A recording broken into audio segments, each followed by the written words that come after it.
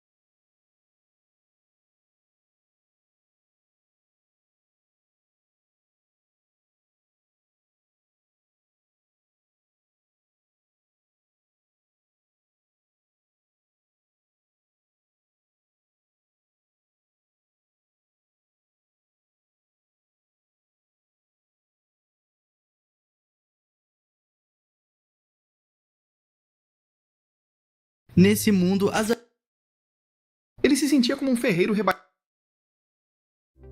Hoje eu vou te ensinar. Tudo em ordem cronológica fica bem pior do que parece. Acompanhar as decisões jurídicas políticas da Suprema Corte se tornou uma missão difícil até para os especialistas do direito, porque a previsão legal de vários atos podem se resumir num "agora vai ser assim porque eu quis". E numa semana que o protagonista do debate público e político é a Suprema Corte, eu faço muita questão de trazer o que foi que aconteceu numa linguagem bem simples para garantir que você vai entender direitinho. O que está por trás da benevolência suprema dessa semana? E a previsão legal dessas decisões? Não é mais necessária? Por quê? Se você já estava chocado antes, se prepara porque treta boa é treta completa. Bora lá?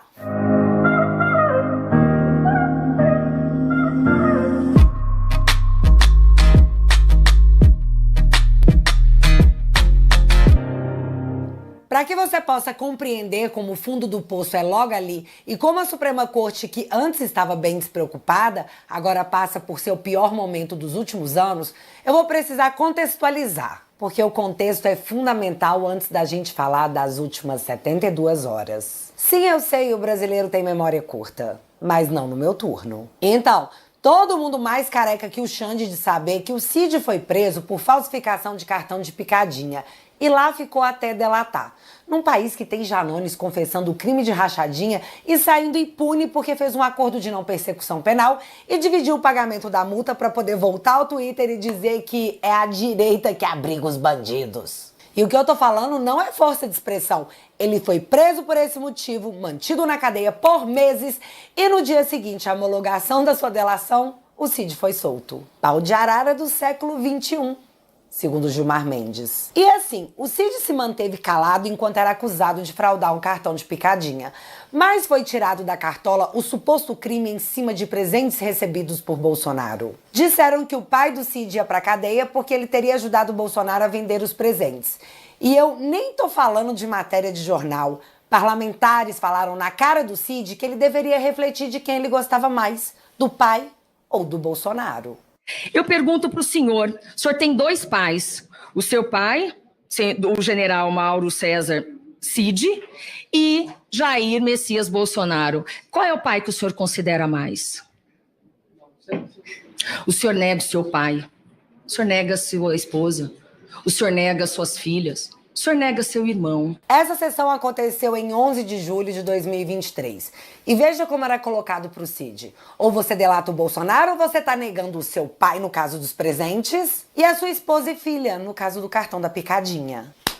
Delata, Cid, senão nós vamos atrás deles. A delação do Cid contendo o enredo do golpe de Estado foi homologado em setembro daquele ano, 3 meses após a CPI. Com a delação do Cid, a Polícia Federal foi atrás de levantar suas provas para fundamentar uma acusação de tentativa de golpe de Estado. Busca e apreensão, prisões, todo mundo sabe o que aconteceu. Mas essa semana, Alexandre de Moraes, a pedido da PGR, arquivou a acusação contra Bolsonaro na questão das picadinhas, alegando um único motivo: falta de provas. Afinal, uma denúncia não pode se basear apenas em uma delação. É mesmo, é?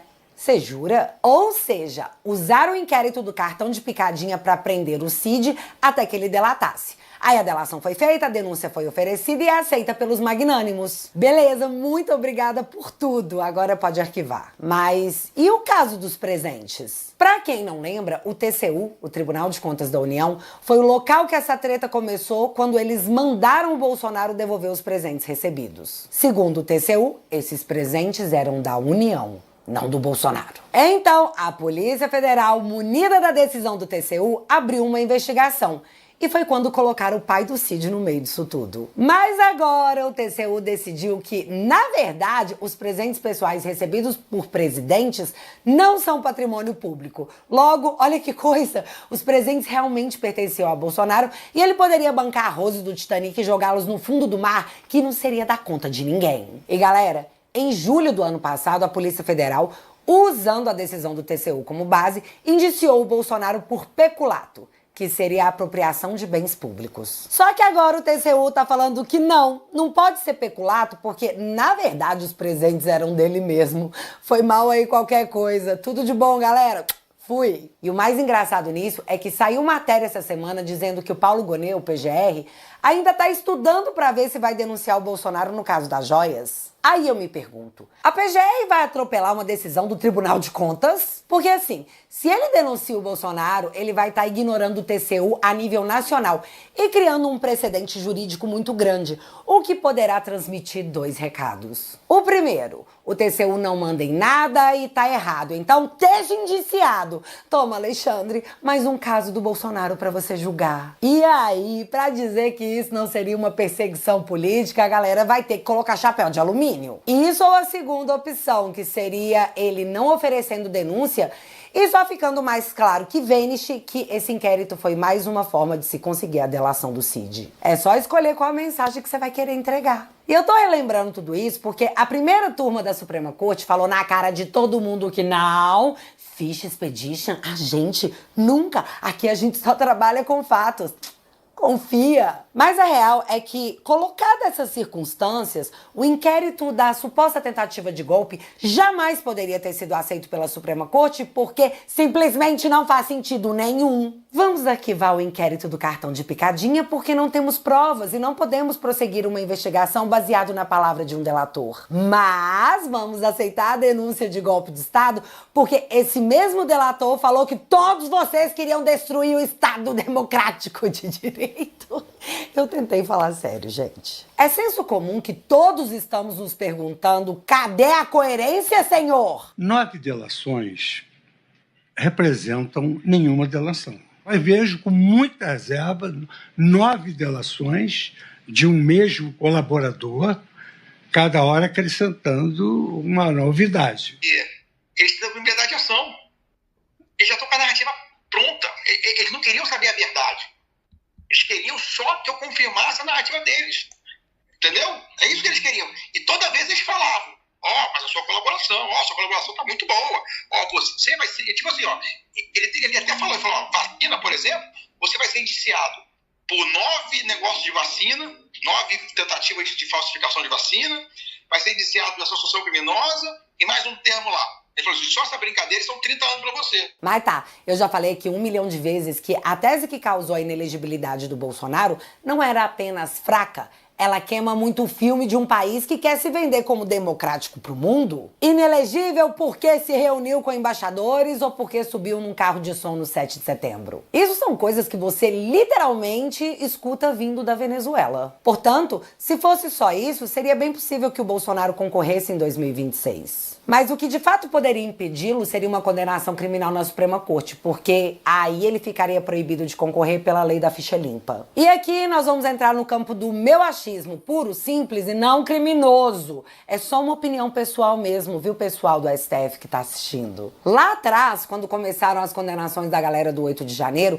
o alvo principal já era o Bolsonaro. Porque se você condena essas pessoas a 17 anos de cadeia, a do mandante, do mentor intelectual, a pena tem que ser pelo menos o dobro. Só que, Quando as condenações começaram em 2023, nós passávamos por um dos piores períodos que um Estado autoritário pode infligir ao seu povo. O período do medo. No início do ano passado, segundo pesquisas, 61% dos brasileiros tinham medo de postar algo na internet e serem punidos por isso. Em contrapartida, a Rede Globo, que hoje se parece muito com uma TV estatal, gritava aos quatro ventos que a Suprema Corte possuía legitimidade perante todos os atos e que estava faltando golpista preso.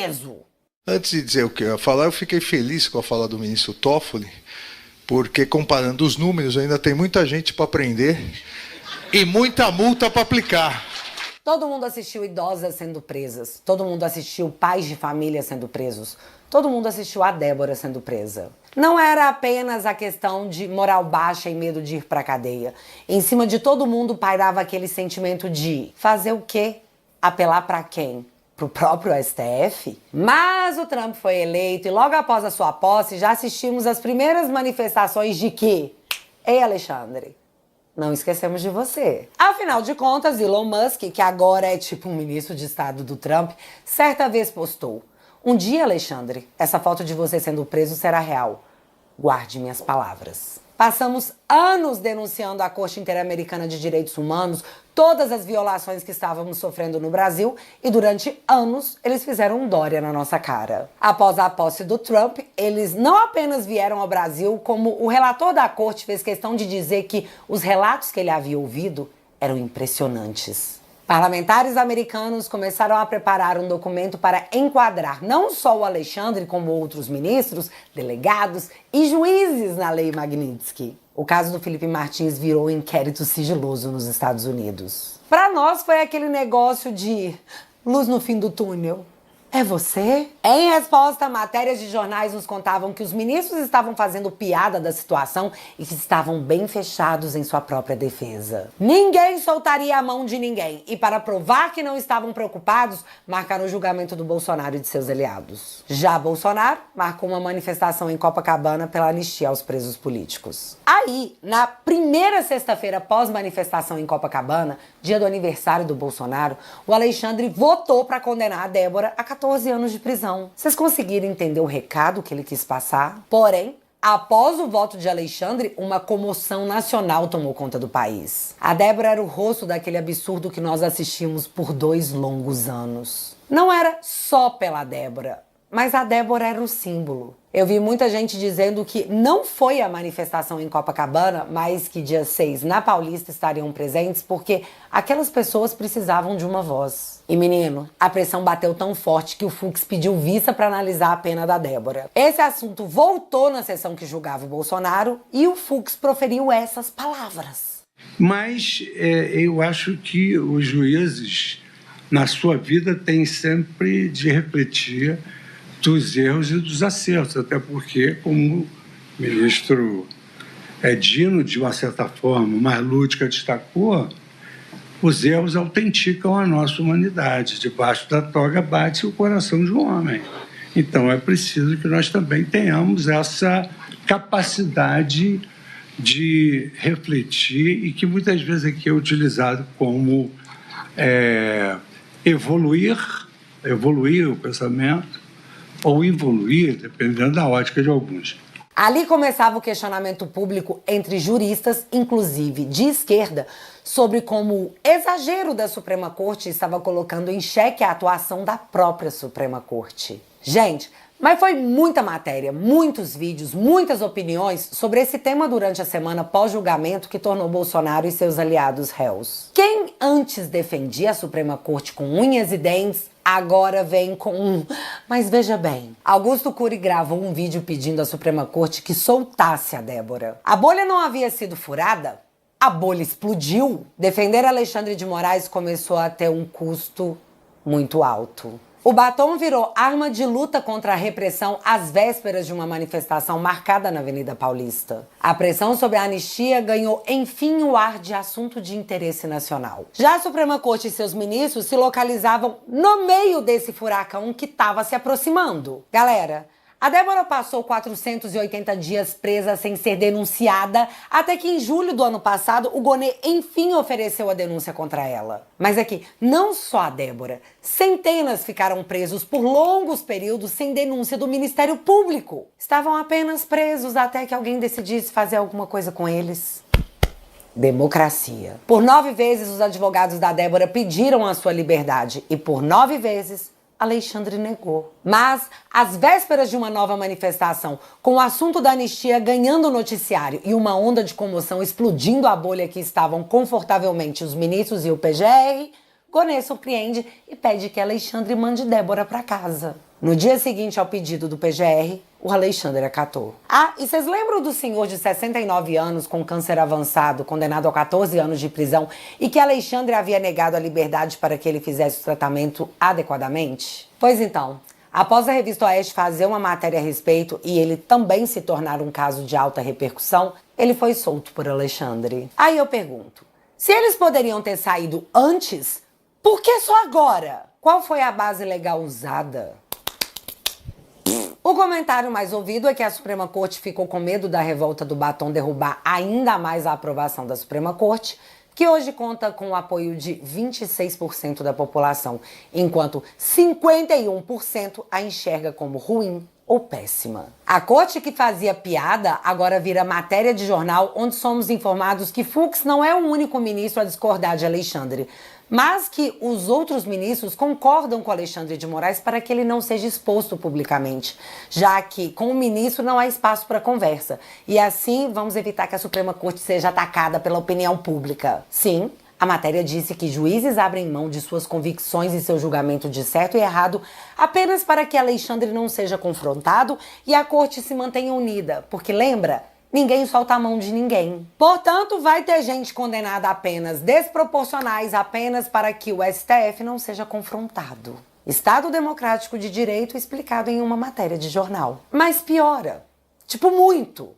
Porque, como eu disse, não é só a Débora. O símbolo foi solto para tentar acalmar uma população que estava calada, com medo, há 2 anos. A pressão parlamentar em cima da anistia se tornou um problema real, a ponto do Temer aparecer para dizer que é melhor a Suprema Corte reduzir essas penas do 8 de janeiro antes que o Congresso o faça. Ou seja, está encaminhando para que aconteça. Mas eis um novo problema. Se o Congresso aprovar a anistia e a Suprema Corte a derrubar, a Corte estaria declarando guerra contra o Congresso, enquanto os parlamentares já estão em campanha para o ano que vem. Se o eleitor daquele cara quer a anistia, é atrás disso que ele terá que correr. E ano que vem serão 2 vagas para o Senado, meus amigos. A casa que pode fazer alguma coisa a respeito. Portanto, o melhor para a Corte nesse momento é garantir que a anistia não passe de jeito nenhum.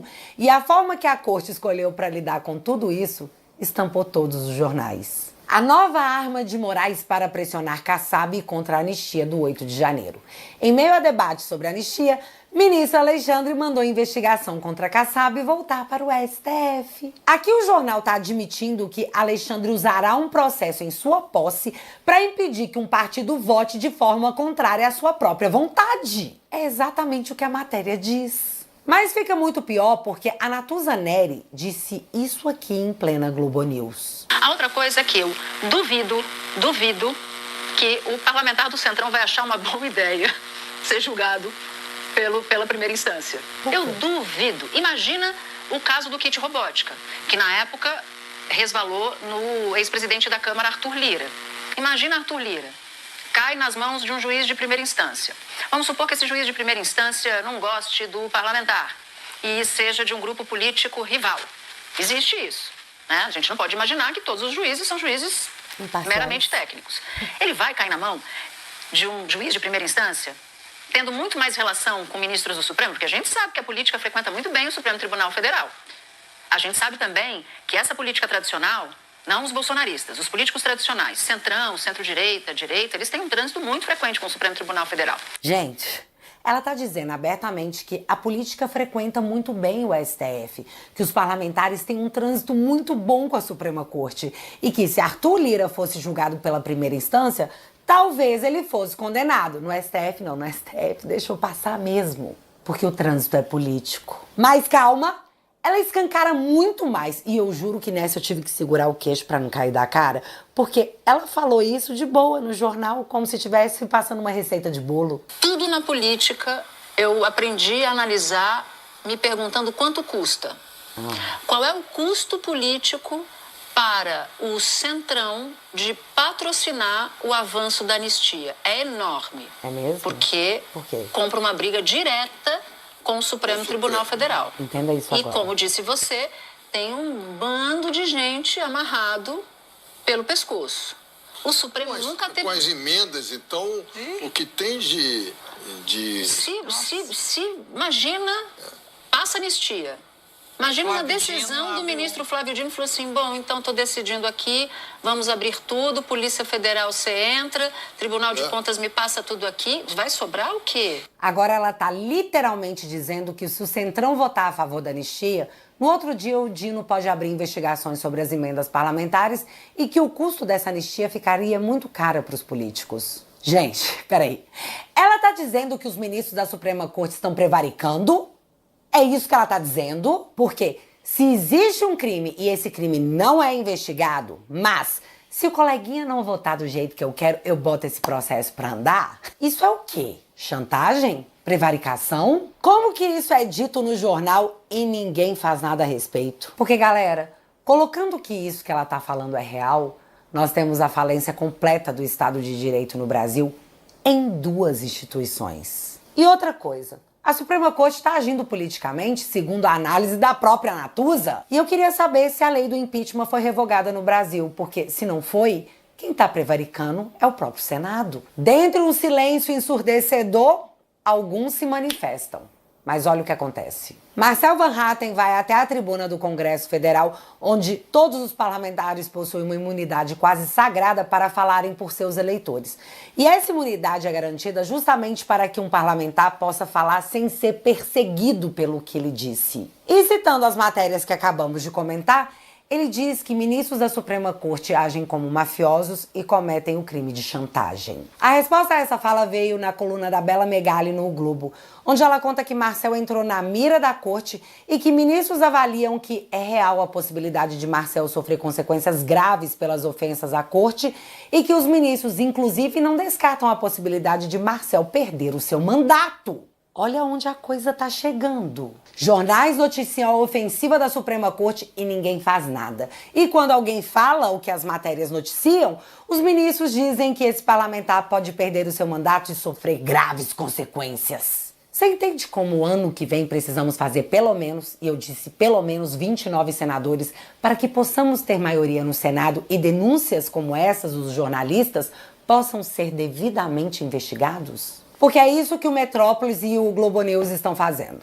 Eles estão denunciando na cara de todo mundo um suposto crime. Mas hoje o entendimento é que tá tranquilo, tá favorável. Mas eu acho que caçar o mandato de um parlamentar por falas na tribuna só agravaria ainda mais a situação da corte, que está tão séria que levou Pablo Hortelado a escrever essa matéria no jornal O Globo, do grupo O Globo. STF descuida da dimensão política e arrisca anistia ampla. Supremo corre o risco de minar a legitimidade das punições e de abrir espaço para impunidade. Mas eu quero chamar a atenção para um trecho bem específico da matéria.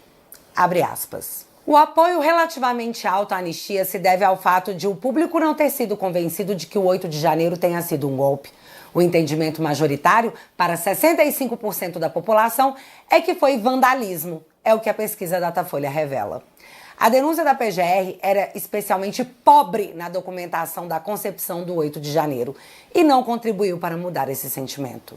Fecha aspas. Então, o Hortelado está dizendo que a sociedade não acredita que tenha rolado uma tentativa de golpe e que a denúncia fraca do Paulo Gonet não consegue convencer a população que isso realmente aconteceu. Mas foi essa mesma denúncia pobre de documentação, segundo a matéria, e que se sustenta em várias acusações na palavra de um delator que já disse ter que confirmar uma narrativa pronta que foi aceita pela Suprema Corte. E enquanto tudo isso acontece, o Barroso vai para a imprensa dizer que o ideal é julgar Bolsonaro ainda esse ano para evitar que o julgamento se estenda para um ano eleitoral. Afinal, garantir que Bolsonaro não possa concorrer ano que vem e entrar em 2026 com essa tranquilidade no coração, parece ser uma prioridade para uma corte que está a um voto de anular as operações contra Antônio Palocci. É isso. Quis trazer os fatos dessas últimas 72 horas com o devido contexto, porque quando você entende o que está acontecendo, você compreende que basta os bons se calarem para que os maus triunfem. Se puder, compareça na Paulista no dia 6, porque não é só pela Débora. E já que você ficou até aqui, o Alexandre acha que o problema do Brasil está na direita extremista, a direita radical que está usando as redes sociais para instrumentalizar as pessoas. É sério? O ministro que está salvando a democracia realmente pensa isso. E eu até posso fazer uma piada com esse fenômeno, mas antes, deixa eu comentar essa coisa de extremista. Eu sou extremamente contra o comunismo, uma ideologia que tirou a vida de milhões e milhões de pessoas ao longo da história sob o mantra de igualdade social. Eu sou extremamente contra as políticas públicas do PT, sobre orégano, sobre os bebês que estão nas barrigas das mamães, sobre a leniência com corrupto, sobre a gestão financeira do país. Logo, eu sou extremamente contra o comunismo. Isso me torna uma extremista? Até ontem eu achava que estava tudo bem, que era um direito meu, mas agora eu tô vendo que isso me torna uma espécie de criminosa digital. E galera, se a gente não gostar de política, seremos governados por quem gosta. E isso não parece ser uma boa ideia. Para que o Brasil seja resgatado das mãos da canhotada, precisamos trazer mais gente para o nosso lado. E a sua assinatura na Família Te Atualizei fortalece a nossa trincheira e possibilita que eu continue esse trabalho na guerra cultural. Juntos podemos despertar mais pessoas e construir um Brasil com liberdade para as próximas gerações. Além disso, você também recebe acesso a todos os conteúdos exclusivos da minha plataforma, incluindo os meus documentários e os episódios especiais do Te Barbarizei. Tem um tanto de vídeo meu para você maratonar lá na Família Te Atualizei. Toque agora mesmo no link que está aparecendo na sua tela e entra agora mesmo para minha família, a melhor família da internet.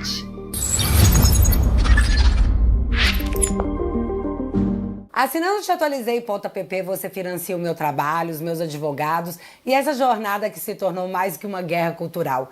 Se tornou o registro histórico de um tempo que não será esquecido. E funciona assim. Você entra para a melhor família da internet e em troca eu te ofereço conteúdos exclusivos para você maratonar sempre que quiser. Com 10 bonouros por mês você faz toda a diferença para mim. E para aqueles que querem assinar o plano vitalício, você leva de brinde esse boné. Make Lula presidiário again. Que não devolve o amor em 3 dias, mas afasta a prima petista num raio de pelo menos 15 metros. Portanto, se você quiser e puder, eu vou deixar o link fixado no primeiro comentário. E desde já, muito obrigada. Mas agora eu quero saber de vocês. Dia 6, Paulista, você vai? Me conta aqui nos comentários que eu quero saber. Se você ainda não é inscrito aqui no meu canal, meu amigo, se inscreve e deixa seu like. Porque você já sabe. Acontecendo alguma coisa de relevante ou irrelevante, a gente volta. Beijos, galera. Fui.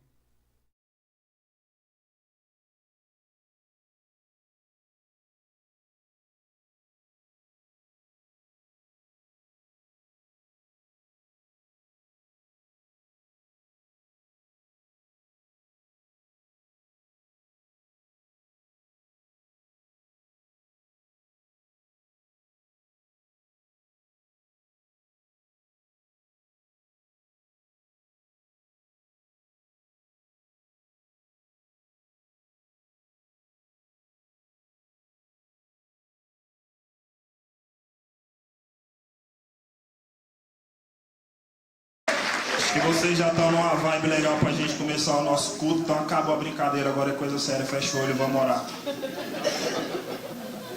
Vocês estão achando que eu tô brincando? Fecha o olho, vamos orar. Senhor meu Deus, vai ser...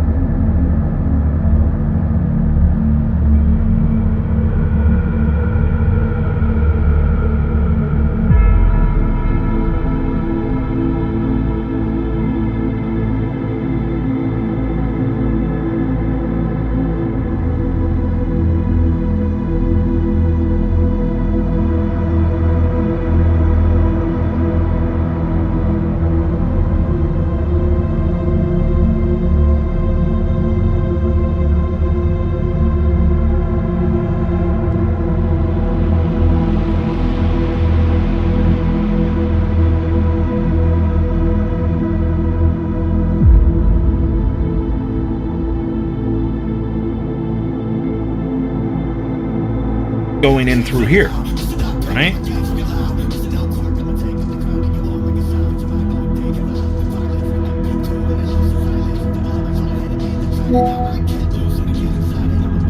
Now we might continue following that form.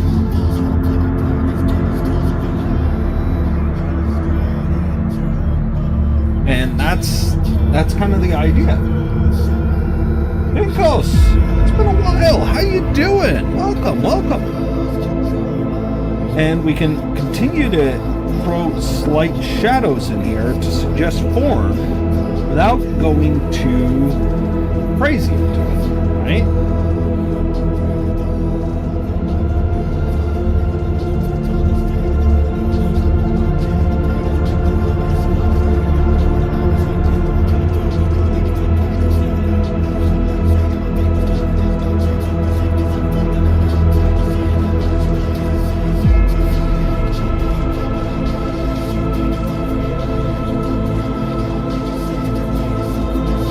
See how now we're underlighting this, right? But we're able to continue that concept of following the light. You know? And just the fact that we can suggest a form is enough for us to continue doing it. You've been fine? I'm glad to hear that. I haven't seen you in a bit. What's up?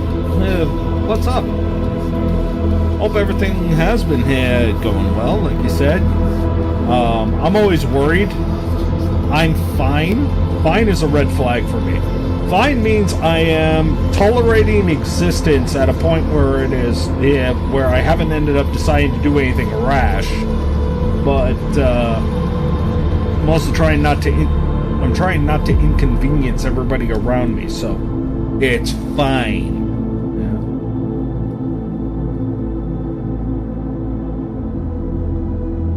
The amount of tragedies that I've ended up enduring because I'm fine. But that's me. I'm probably projecting and reading way too much into the situation because that's what I am known to do. But now we can, like, offer a little bit of a flair to these highlights, right? And now we're given this material almost like a more metallic sheen to it, aren't we?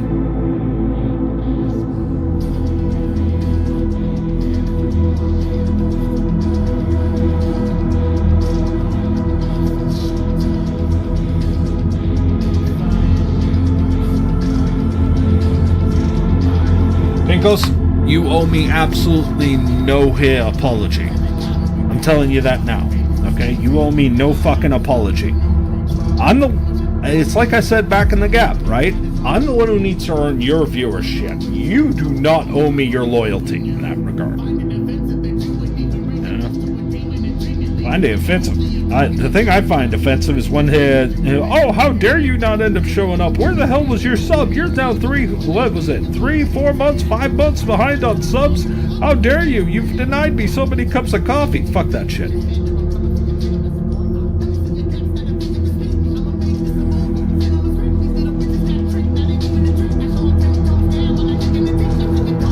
You're here to relax. You're here to talk some art. Geek out a bit. That's more than enough for me.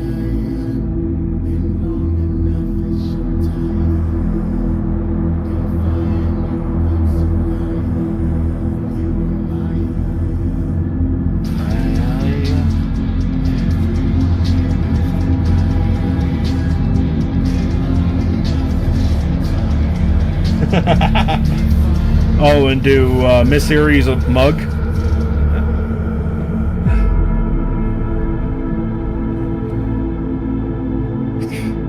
I can see it.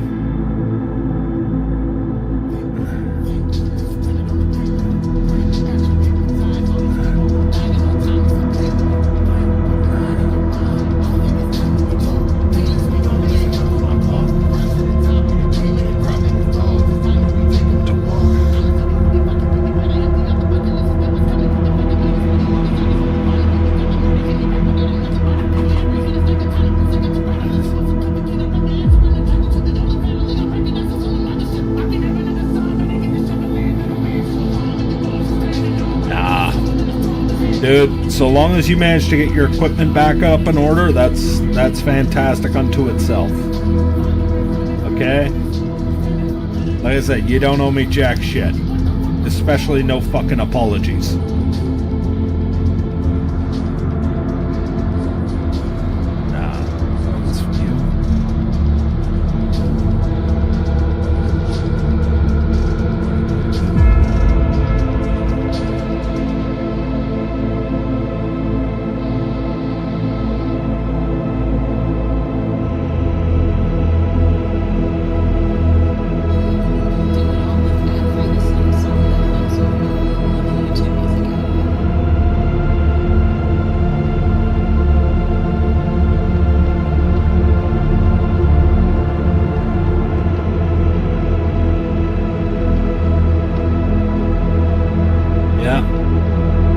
It is.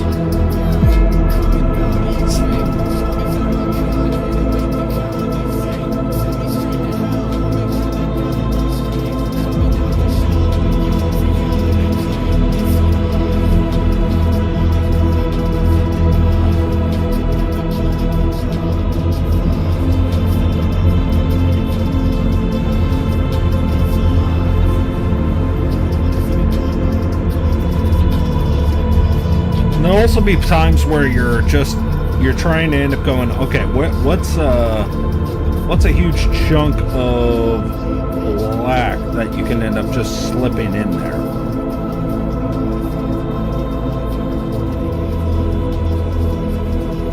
And sometimes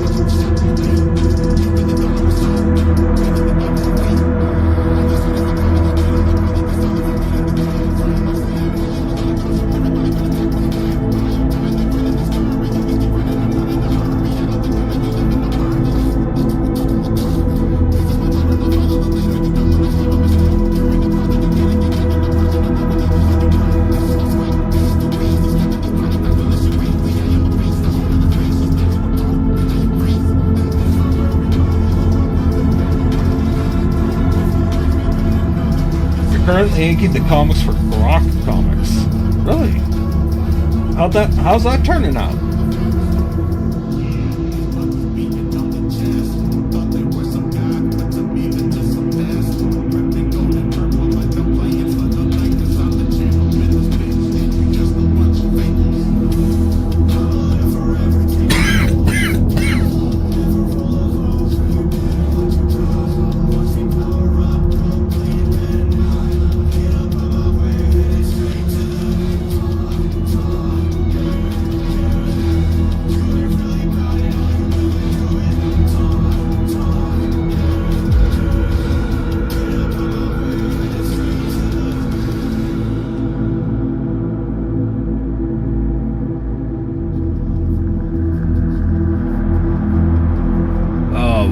Okay.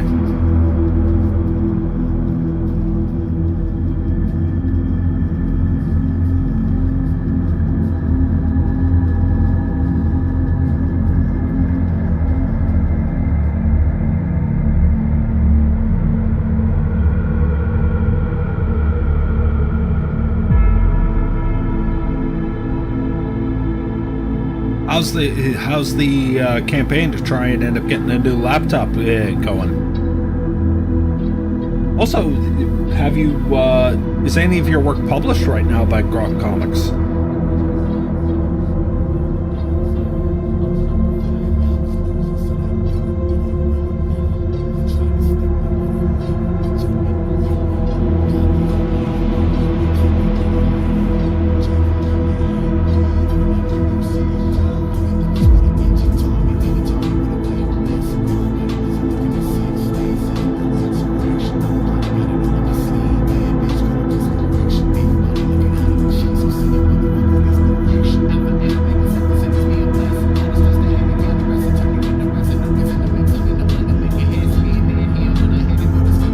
presuming this is what I'm seeing.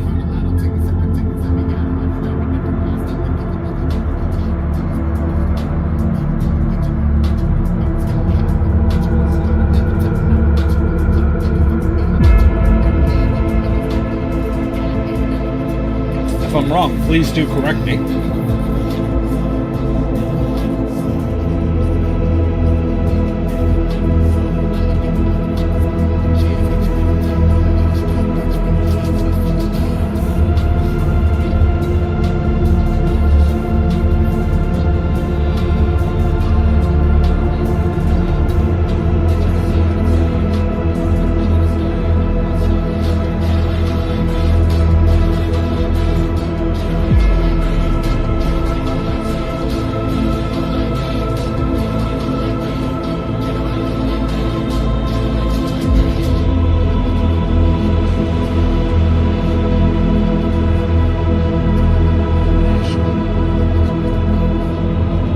Congratulations, man. You are like 10 times further ahead than I am. I'm glad that you ended up finding work in that regard.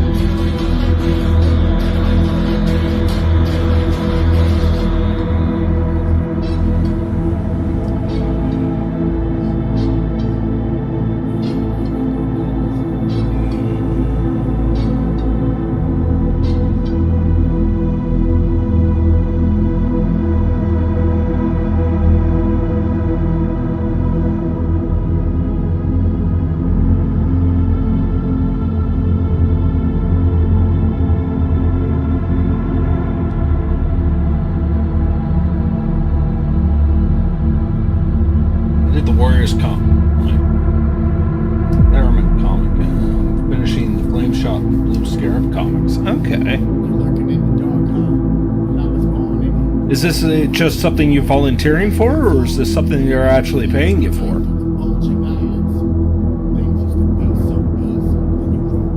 Because, dude, you made it, if that's the case.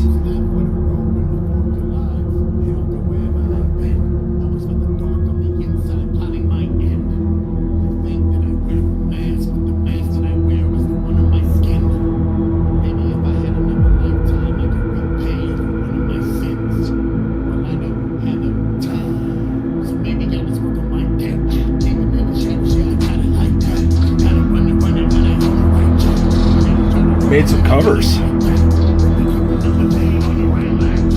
Nice.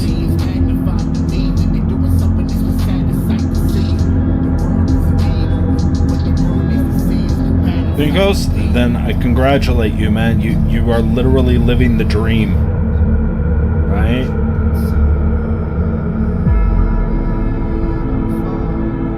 Give yourself some pat on the back there, man. Like, no one else is gonna celebrate for you. You might as well. And dear fucking God, like, speaking as a would-be comic illustrator myself,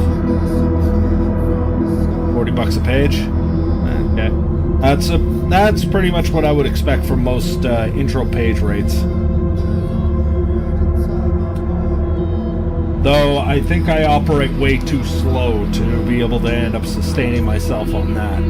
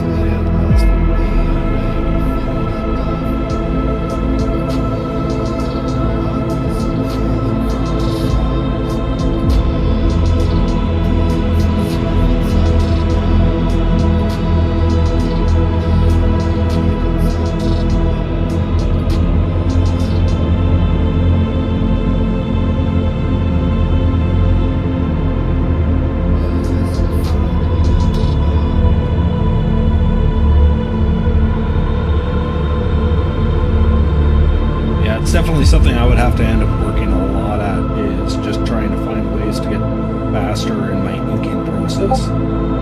So I definitely know I am way too slow to end up being able to end up keeping up with even that. It's, even if I was doing 60 a page.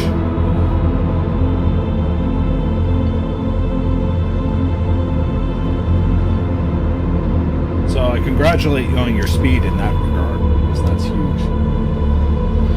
Okay. Am I allowed to showcase it?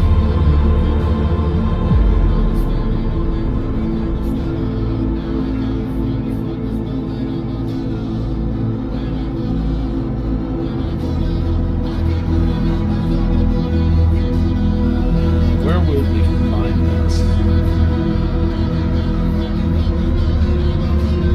Okay. So this is your inks, or this is your cover?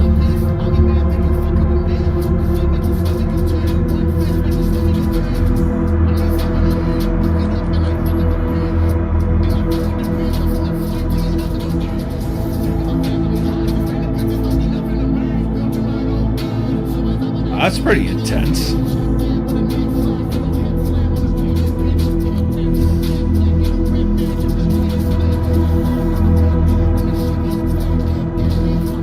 Pretty solid coloring overall. Love the way the hair's turned out.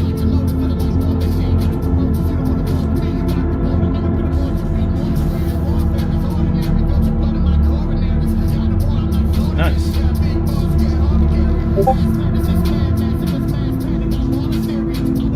Candy, that just goes to talk about what really showcase what I was talking about when I said don't get frustrated with your speed or where you're at, because you're learning, you know?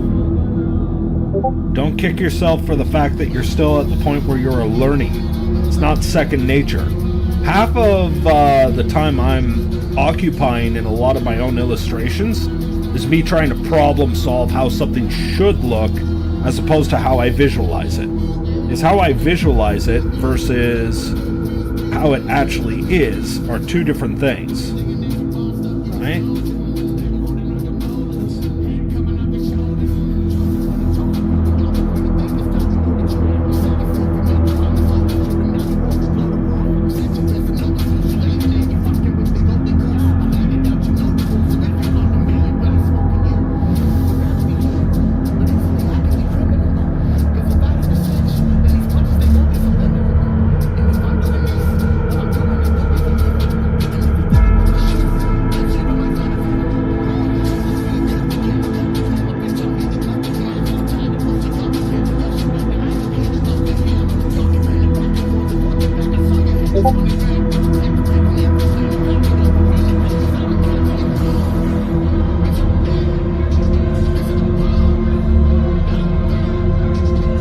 Like, okay, so probably the one thing I always, like, that's a little bit frustrating for me is you guys know I don't think much of my art, right? Like, I don't think of myself as amazing or anything like that, right?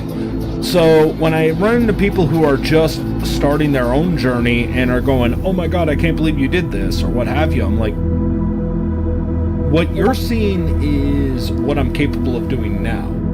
And a lot of people take it for granted that just where I'm at right now has been years of just trying stuff, playing around, trying to get a little bit better, observing how things are illustrated.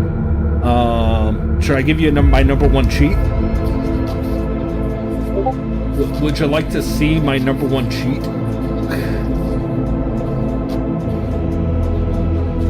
Pencils are done by him, Brazil.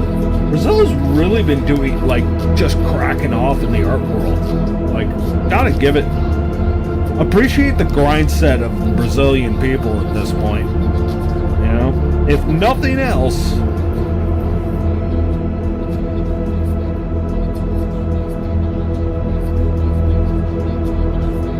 A few months ago, I drew Shigo cubes, and now I've actually gone to be able to make finished jewels. Pretty proud of that, actually. You should be. Like, Candy, you are effectively learning what has taken some people literally years to learn. And you're learning it in a handful of months. Some people Do not start beating yourself up over that, okay? Nothing pisses me off more. There is nothing worse than seeing somebody with a talent and they squander it because they got it in their head that they can't do it, right? Hard work will almost always beat talent. The best way I can describe it is think of talent as kind of like a cylinder you filled, okay? Talent means you might start with a little bit in that cylinder by start, right? So let's say this is Kanan, right? This is Kanan, and this is Derek. Okay? Kanan, if he trains all day, every day, and his art will always be better than mine. Okay? I don't have the same ceiling he does. However, if somebody got it in Kanan's head to not draw, he would have stayed here.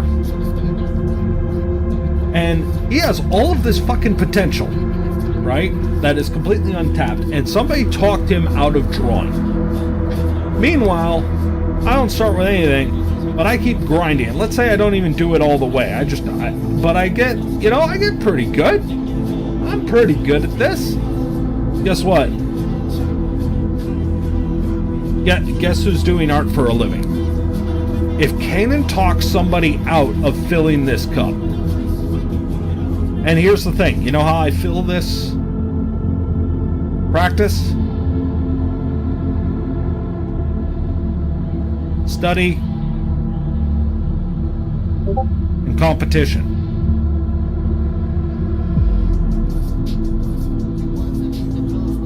Right? And let me, Pinkos, mind if I use you as an example here? Mind if I use you as an example here? Just because you've shown me your art and you are in professional grade here. Right?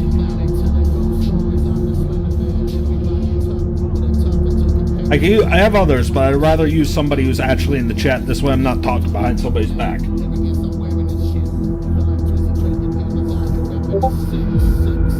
Anime Impact, thank you for the follow. Welcome. I'm waiting for Pinko's response, so this way I can end up doing so appropriately.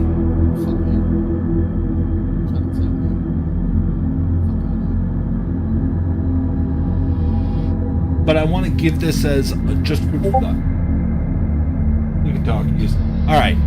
So, say Pinkos there is trying... Like, Pinkos is already an inker, right? And I send my inks. But just for sake of argument, no, Pinkos, you will not end up getting a resume from me or a portfolio. But let's say I told Pinkos, hey Pinkos, I just ended up sending my inks in, and I'm on talks with them. And I'm just told that they're looking for a new inker. Pinkos now knows I'm gunning for his job. Right? I'm gunning for Pinkos. Okay? I'm going after, you wanna know what? I like that page rate. I can do that page rate, and I think I can do it better. Well, guess what? Me doing that, suddenly Pinkos has to end up going, okay, how do I get more efficient? How do I get better quality ink down? How can I make a better turnover? Because the only thing the publishers care about at that point is, can you produce the work on time? And can you do it at a decent quality for the price we're asking? Okay, that is it. So if those are the barometers, they're looking for the best deal going. Now, this is presuming that Pinkos doesn't have, like, in nepotism in the favor or anything. It's just everything's at level. Now Pinkos has to end up going, how do I up my game? Because I know Derek's coming for me. And I have to up my game because if I want Pinkos' slot, we're going to have to end up going. And guess what happens? The improvement in the overall quality of both of our works, they're an improved quality product for the consumer, the fans, the people who are actually buying the goddamn books and have been following it from the start. They get a better product, right? There is an overall raising of the standard that is being put out, and we're able to end up doing this back and forth, where now we're not only doing that, we got to start buying in more skills. We got to bring more to the table, and guess what that means? You start to become a little bit more capable of being independent.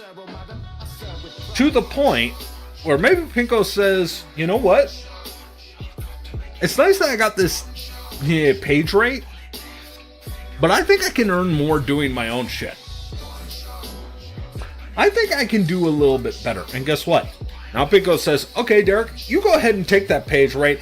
I'm going to go here flipping my own books where I don't have to end up worrying about it. It's entirely on my art and my writing ability. And I know since you started gunning for my job, I got a lot better.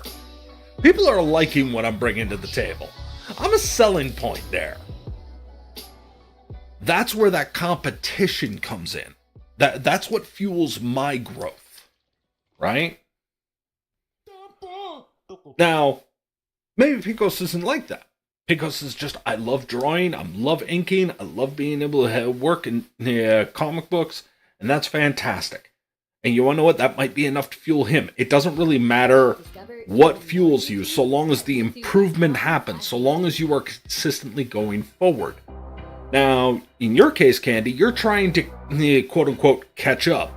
Now, if you wanted to really grind it out, then by all means.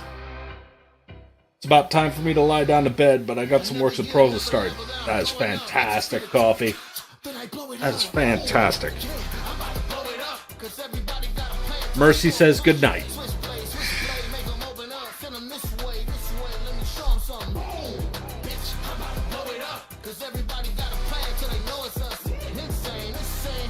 But does that make sense?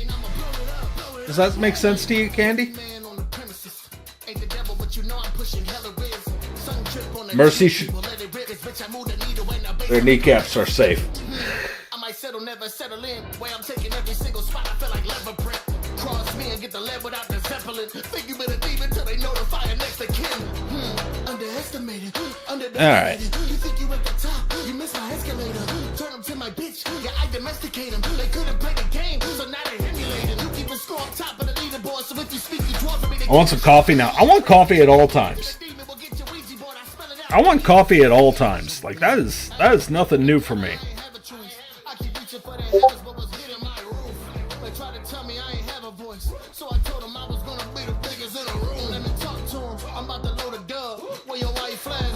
Right?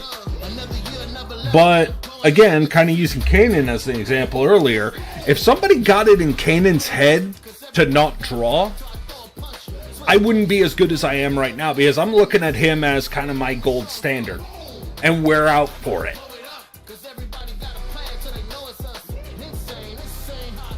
Anime is about that jet fuel. You don't measure sugar by the teaspoon, you measure it by the yard.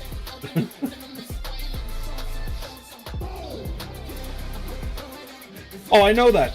I know that, Pinkos. But I also know that you haven't peaked yet. You're nowhere near peaking. I know that. Okay? My job is to make sure you don't.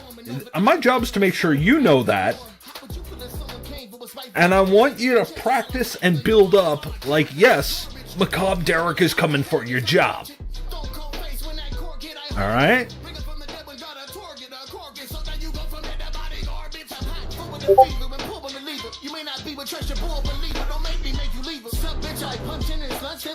Well,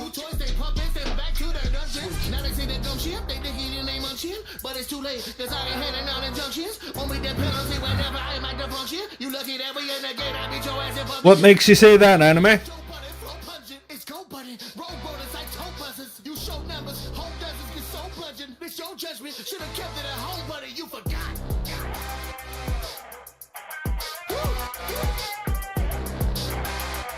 What makes you say that?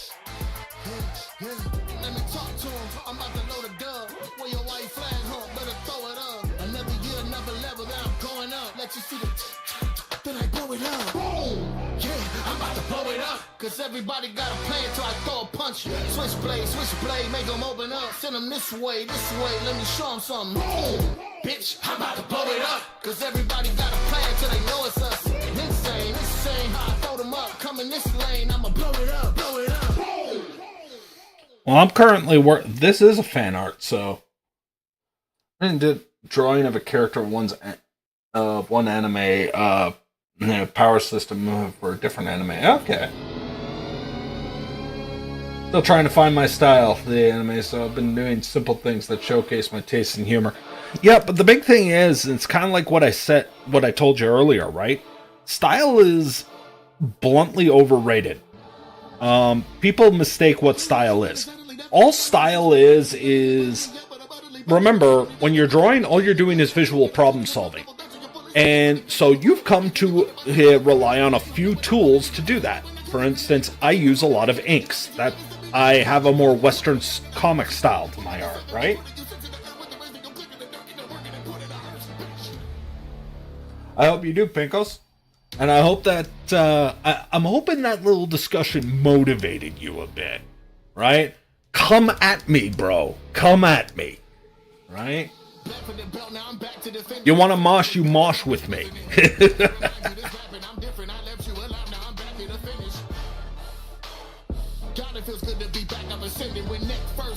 Yeah. Well,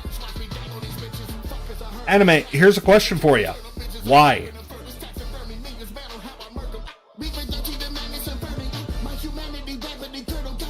I don't mean that to be a dick. I mean that, and you'll realize I have a lot of those moments, but what makes you think that that's the route you need to take?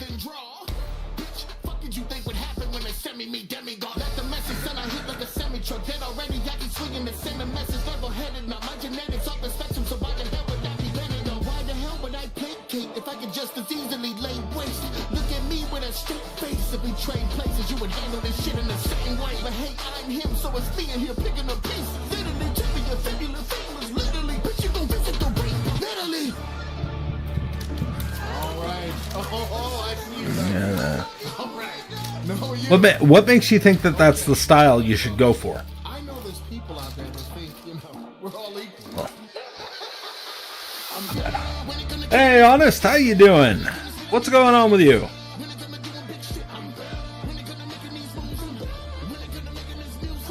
What do you think so far?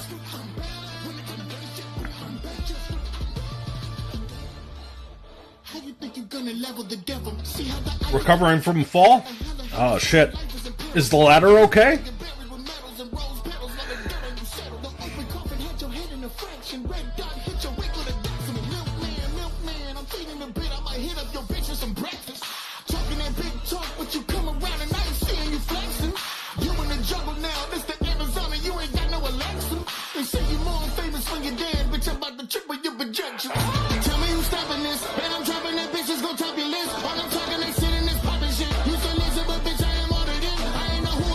The piece you do. I appreciate that. I've just been kind of drawing to see what comes out of me. I'm inspired by certain styles, but I'm not necessarily emulating them either. Yeah, because anime, like when you're saying that I'm trying to emulate a style, right? The problem with that is that you're presuming that the answers that they need are the answers you need. Let me give you a simple example. Most people learn in my circles to draw from the Dragon Ball anime, right? Dragon Ball Z specifically. However, the art style of Dragon Ball Z is actually a little bit different from the styles of the manga, because both are trying to solve for two different things. That's like the way how it looks. I think it's because I'm really fond of 2000s design. Hey, I came up in the 90s and I still have a little bit of that 90s design, so I get that. Even my music tastes are early 2000s. Oh, yep, Linkin Park. Okay, insert random crawling in my skin joke. Don't worry, we got a lot of emos around here too. I'm a little bit more gore and boobs, but I get it. But greens, Virgo. Oh, okay. Thank God, no broken, just bruising and pain. You know what the best part about pain is? It tells you you're still alive. Pain is a friend. A harsh one, but a friend.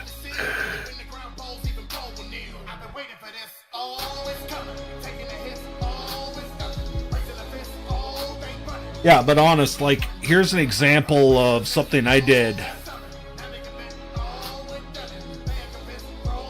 Kind of showcases my style a little bit. So, if you were to describe this style, anime, how do you describe this?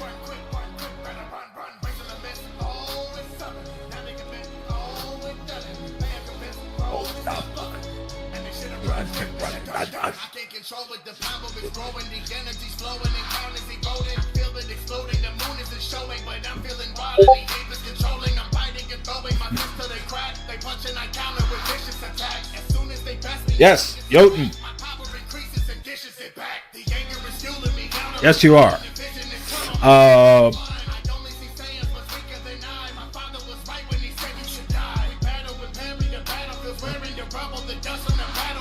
Retro. I love it how my style is now retro. God, I'm so old. Back. Everything left.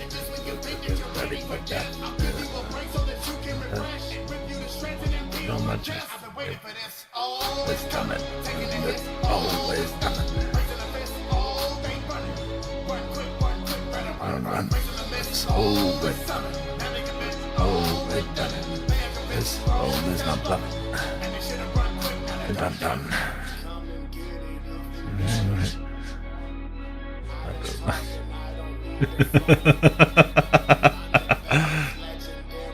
It's all good, anime.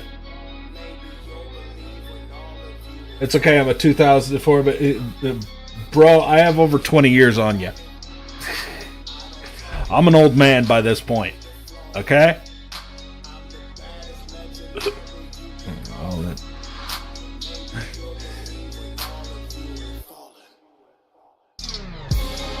Oh, I can't do about call waiting, but I can tell you about dial-up internet. My sisters would constantly be on the phone with their friends in the neighborhood. And because of that, since we only had one landline, I'd be on the internet. And immediately I'd have disconnect issues. And I thought it was because I was out in the boonies. No, it was because one of my sisters was making a call.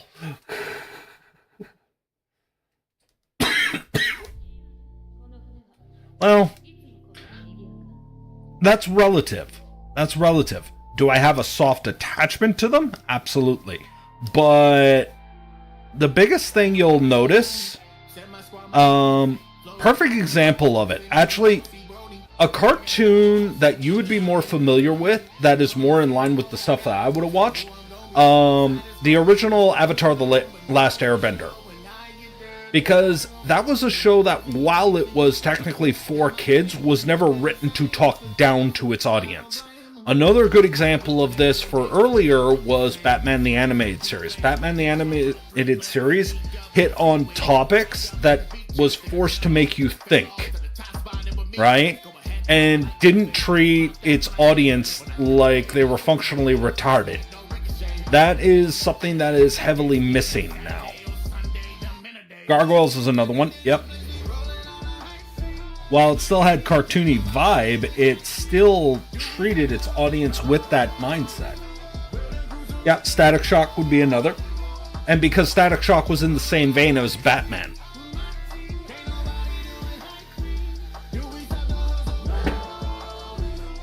But I grew up on guys like Greg Capullo, Frank Miller, and the Todd father himself, Todd McFarlane, right? Yeah, Batman, that's another example of a show that didn't talk down to its audience. And that works really, really well. Now, more modern stuff really tends to talk down to its audience. And when it comes down to media, you know, it's kind of one of those garbage in, garbage out moments. And unfortunately, out of curiosity, do you think that a lot of media outside of anime tends to want to induce a kind of Peter Pan syndrome in a lot of its viewers?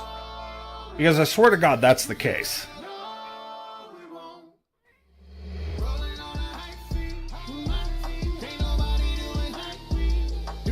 Batman Beyond had some good moments. Definitely had some good moments. It ended on... I kind of find it funny that Justice League technically has the final episode of Batman Beyond.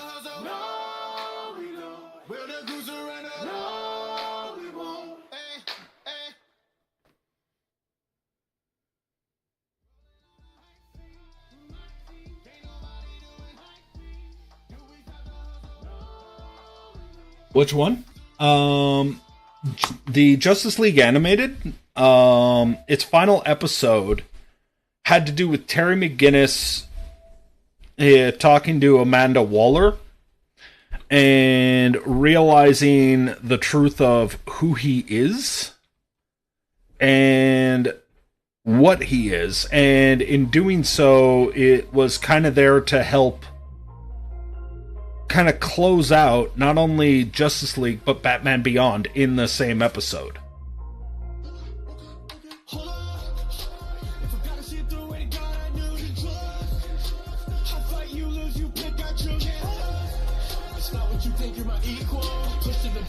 No.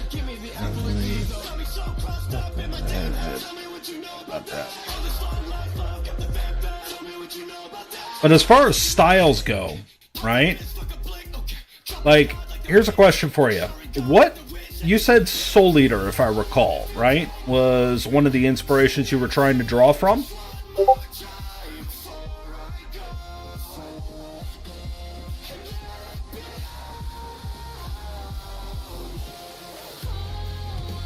Yep. That you and me are the same blood in that one here, Pinkos. Okay. So let's actually do an experiment here.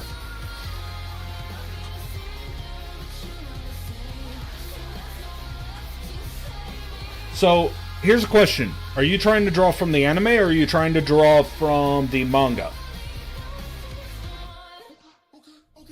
There is a distinct difference, so I'm bringing that out now.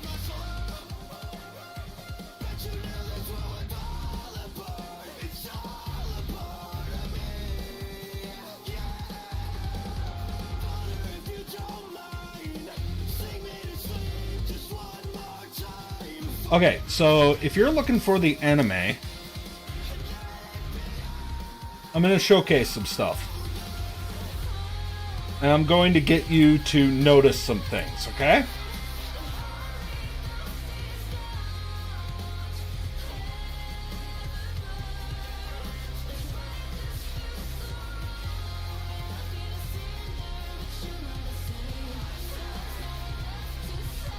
Okay.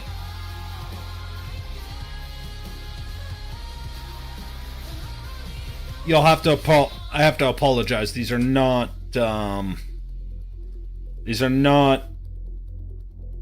great screenshots, but I want you to notice something, okay? So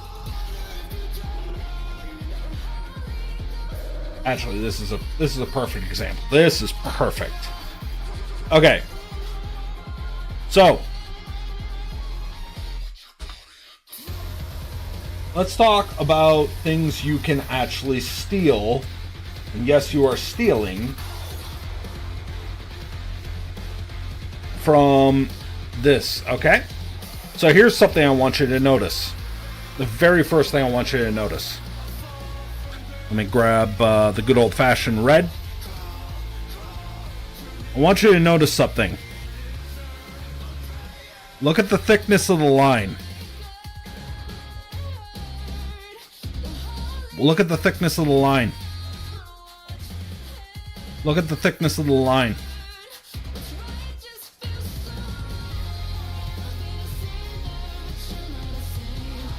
The only line that is thicker is across the desk. That is it. That is the only difference, okay? So what's the first thing we need to know? The entirety of the anime is drawn with a uniform line. Okay? There is no such thing as line weights. All right? What do I mean by line weight? Line weight, I mean thin to thick. Right? I do this a lot for shadows and to showcase volume. That doesn't exist. That does not exist within the style of the Soul Eater. So if you're trying to emulate that, the first thing you need to learn is how do you draw competently with a single line weight? Because notice that the line thickness in her collar is the same they use for her mouth, is the same they use for her nose, is the same they use for her eyes, the same that they use for her outline, is the same that they use for that, the same that she uses for clothing. Okay? So there's your first thing you're stealing. Alright? What's the other thing you'll notice? Take a look at how they do light. There is no shadow on this face outside of here and here and here. That's it. That's the only shadow. They use very, very minimal shadow. Okay? The rest of it is flat. Do you know why everything is so flat, anime? Oh. Looks like my playlist died. That's okay.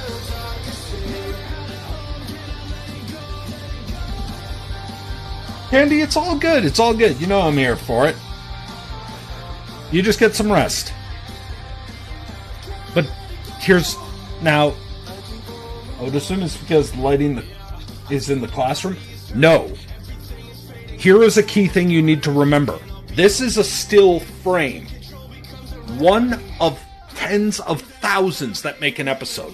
So they cannot afford to do everything in detail. So they need to make sure that when they do it, it matters. So what do they do here? They taper the body to suggest the form of hips. Remember, young woman who is still coming into her own. They didn't end up giving her the huge booba situation, right? They didn't do that. Right? Instead, they just used these two shadows to suggest it. Right? That's why this is the only part that's shadowed here. Notice they didn't shadow in here. Right? They use it minimally. Even in the hair, the only place it exists is right here. And even then, take a look at the difference in the color. Alright?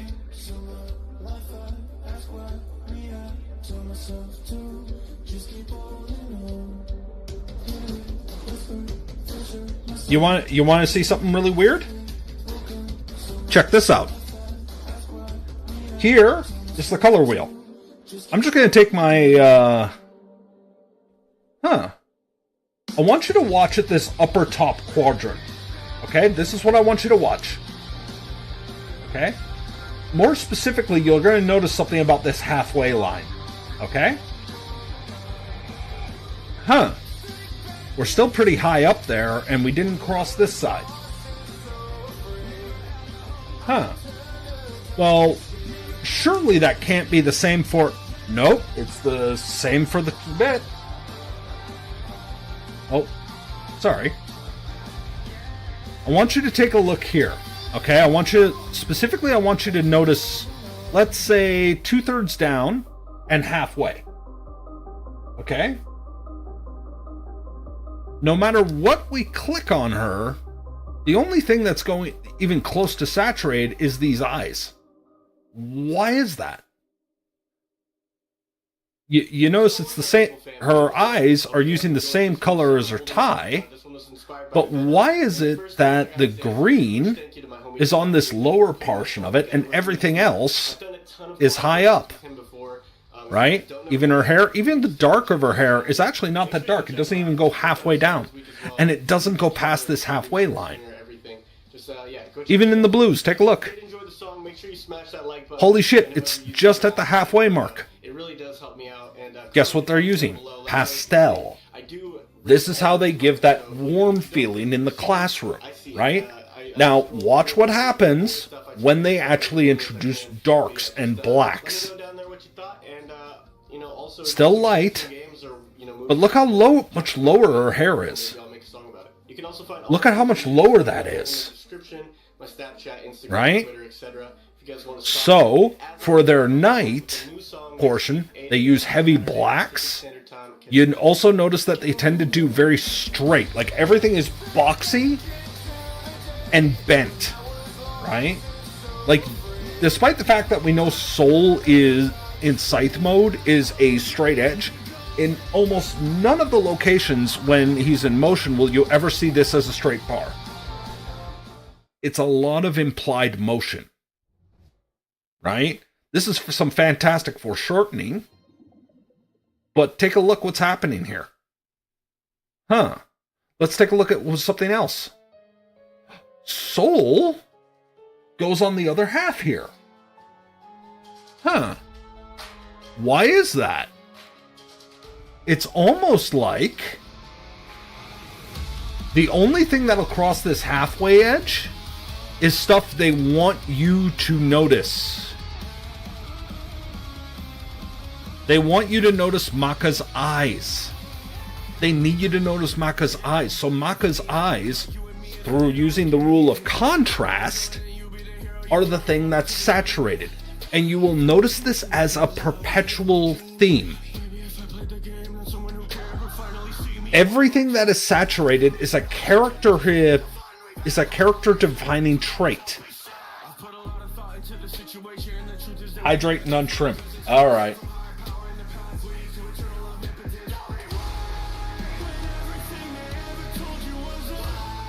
So, 3 things, right? 3 things. You can, first one, noticing outside of just the eye, everything is drawn with a uniform line. There is no tapering, there is no nothing. It is just a flat, regular line with no tapering. Okay? It's a fairly thin one. They do fairly minimal details. Why? Because it's anime. Well, you're wanting to emulate the style, so you're going to learn to draw only suggesting detail without actually showing detail. Okay, so that's rule number 2. Rule number 3, when it comes to colors, you will only saturate things that you need to see. This is identified as this character. If we redrew this, but we used only saturated colors, this wouldn't feel like Soul Eater. And I think I might be able to show that to you just by doing this.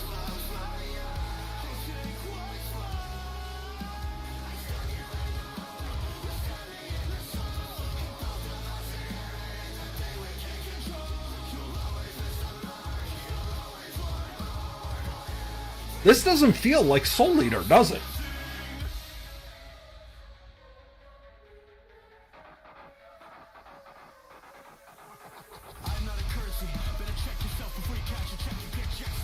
Let's change one more thing. I tend to end up using thicker lines. Well, if the shadow is down here, here's what I'm going to do. I'm going to take this and I'm going to give her we're just going to give her a little bit of a drop shadow. Right?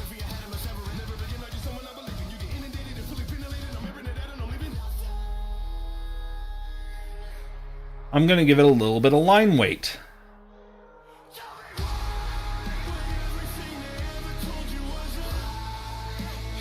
Oh.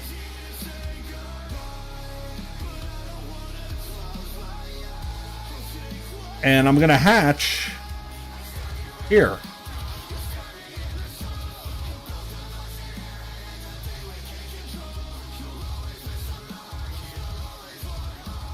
This doesn't feel like Soul Eater anymore, does it? Thanks, I hate it. I'm sorry. Oh.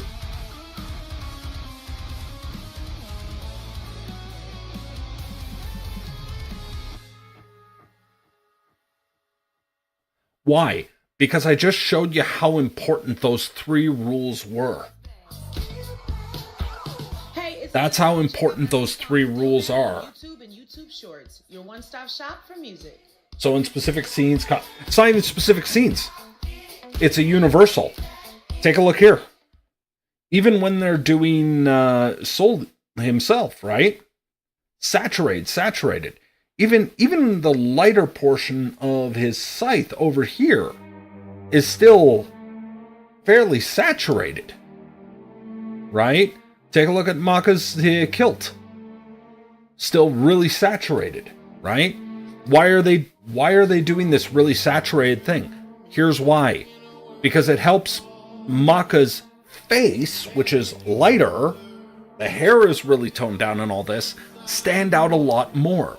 And the same thing is true for Soul. When Soul is primarily, and you'll notice this, Soul's blade is rarely over Maka's black. It's usually off to the side. Why? Because they want it to stand out. And the more saturated something is, the more your eye is drawn to it. The brighter something is, the more your eye is drawn to it. It is rule of contrast. Here, because everything is actually really, really light, Maka's eyes stand out so much more, right? Here, Maka's head and leg stands out so much more. Why? They're surrounded by black. So these are the rules you need to learn. Don't just copy the style mindlessly. Realize why they're doing things, and you can copy almost any style. Would you like an example of that? Here is an example of me copying a style. So you've seen a little bit of my work, right? You've seen everything going on down there, so you know what I'm capable of, right? Let me showcase to you an example of a piece of me going outside of my style. Does this look like it was done by the same artist? Because it was.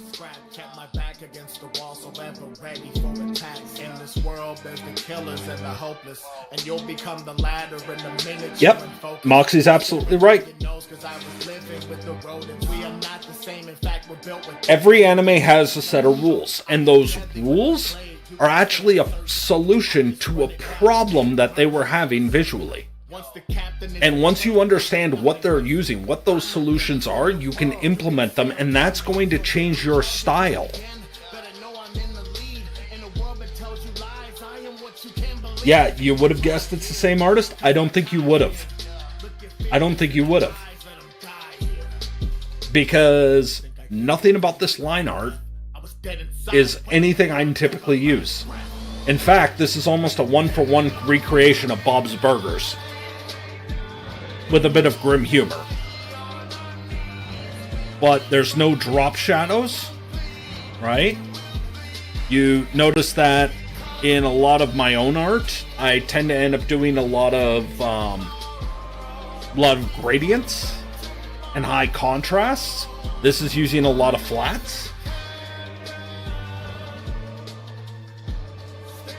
The styles are completely shifted. And I can almost guarantee you, if I didn't end up telling you that, I could end up loading that up and you would have thought it was done by a different person. But this is what I mean. If you're going to learn, and you have particular influences, I love Junji Ito. There are things I have lifted from Junji Ito. One of my favorite artists is Kanan White. Kanan White does phenomenal inks. Like, I wish I could get to his level. But I learned from it.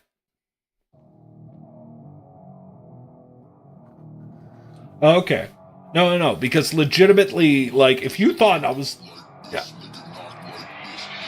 Yeah, Black Wolf's much more of a weeb than I'll ever be, so he can help you out with that. You guys have that conversation. I'm going to go unshrimp, get some water, go to the washroom, get some push-ups in, and we're going to end up running some ads. Black Wolf, I've robbed you of the opportunity for a few times, so I'll give it to you this time. All right?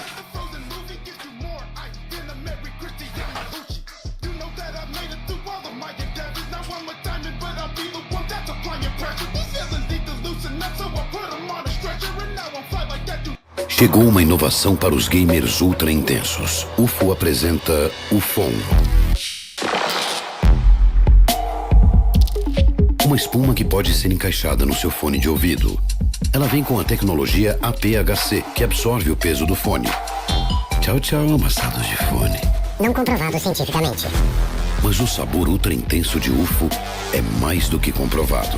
UFO e o FON, pelo amor às gameplays ultra intensas. Mas sim, é isso aí, time. GG, valeu demais. E aí, você gosta de dar aquela play? A Cassino é a patrocinadora da Pen Game. É uma plataforma 100% regulamentada, autorizada pelo governo a operar no Brasil. Tem até 20% de cashback. E sem falar, gente, das melhores odds no CS, no Dota, enfim. Então é só vocês acessarem lá o site cassino.bet.br, Cassino do Brasil. E lembrando sempre de jogarem com responsabilidade e para maiores de 18 anos.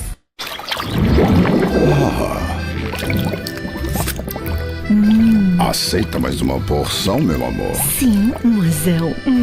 Garçom! Red Bull te dá asas.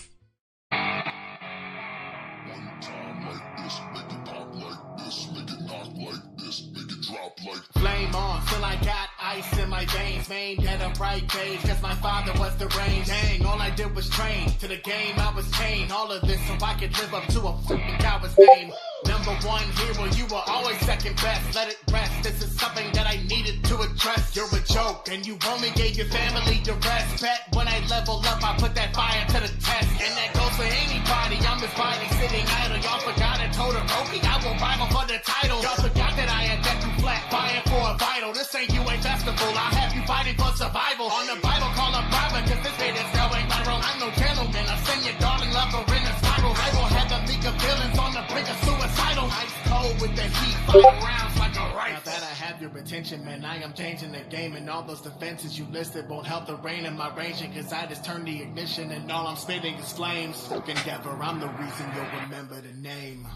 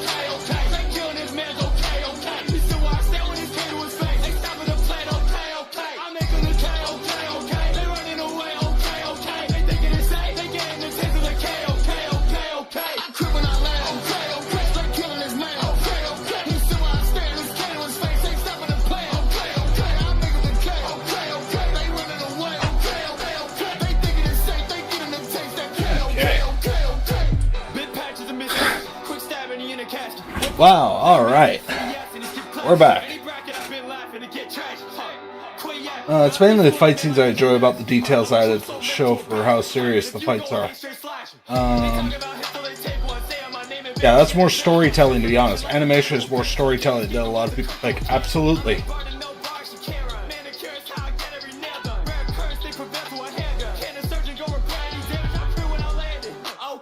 Some of the best fight scenes I've seen recently come out of Invincible, more than anything. I haven't managed to catch up with the seasons, but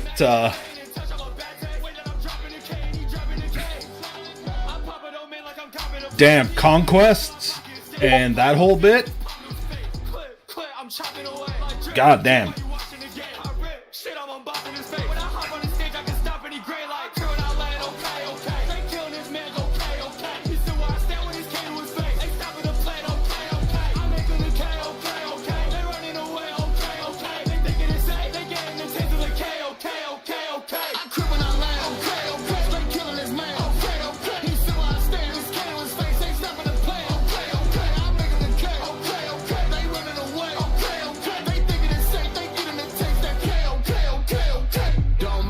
barbershop, you get the chair if you come for the fame. My language, that's sign language. I'm throwing hands and there's something to say. Juggle death, you might jump a thug till I dump a jug on your jugular vein. You juggled up when I'm jogging your memory. Light flash with a slug to the brain. Hands up when I run on the stage. Trigger fingers and you up in the range. Demon time and them longhorns. I light a fire and I'm up in the stage. Spitting even that bright birds. It was no wonder y'all up in the stage. That grim reaper, we drumming that bass. You snare one, but it's one and the same. I'ma tell you, I'm nightmarish. Funny how you think that.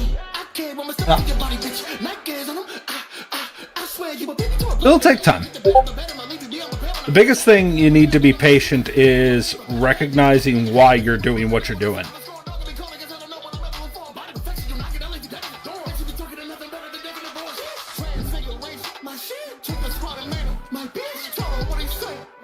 Yeah.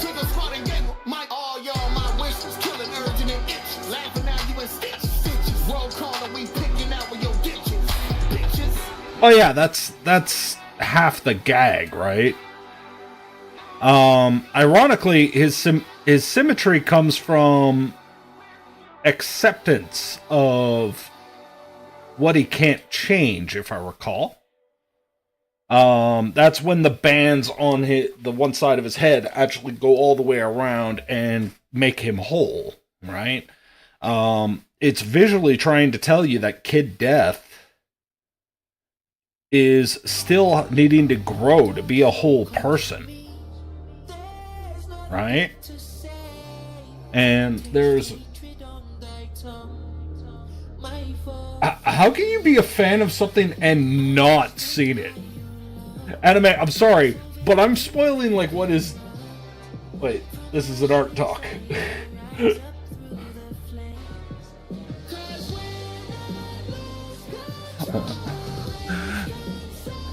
Okay, yeah, now I'm really freaking confused.